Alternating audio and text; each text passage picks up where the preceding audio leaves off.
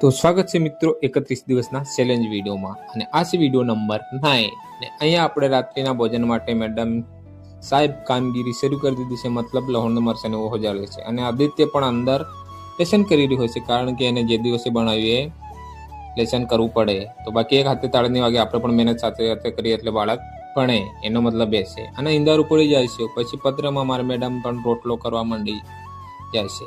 તો મકીનો રોટલો બનાવે છે એટલે એને તાજીને જેનો માળવો પડે તો બાકી મસ્ત રોટલો બને, ને તો આમને આમ નહીં બને. તો બાકી જોર દઈને મેડમ કૂણી રહી છે ને રોટલો બનાવી રહી છે ને આપણે બેઠા બેઠા તાપી રહ્યા છે ચૂલાને કિનારે બેઠા બેઠા, એટલે નેડે બેઠા બેઠા તાપી રહ્યા છે મસ્ત મજાના એકલી રહેશે. અને પેલી બાજુ મારી મમ્મી પણ જે કપડ ધોયા તે વાળવાની કામગીરી કરી રહી છે, આરામ છે. અને પપ્પા દળી રહ્યા છે ઘંટી. તને નથી આવડતું કોઈ વિચારતો આપણ પણ આવડે, પણ મનખ કમ્પ્લેન કરે એટલે આપણે દઈને દળતા નથી.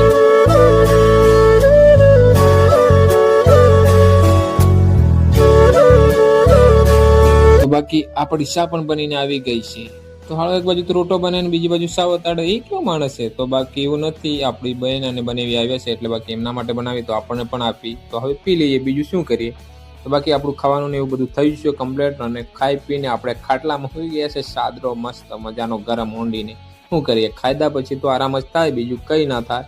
આખો દાડો જે કરવાનું થાય. પાછું આ બાજુ આપણી મેડમ અને આયાંશ પણ ખાઈ રહ્યા છે દૂધ હાથે, કારણ કે દૂધ ત્યારે જ ખાવા મળે જ્યારે પોતાને ઘેર ભેંસ વીવાઈ લો, તો બાકી નહીં ખાવા મળે. તો બાકી મસ્ત મજાના બે બેટા ખાઈ રહેશે દૂધ અને રોટલો અને ચોખા ને એવું બધું. તો આજના વ્લોગ કેવો લાગ્યો કોમેન્ટ કરીને જરૂર કહેજો અને મળીએ નેક્સ્ટ મિની વ્લોગમાં. જય જોહાર.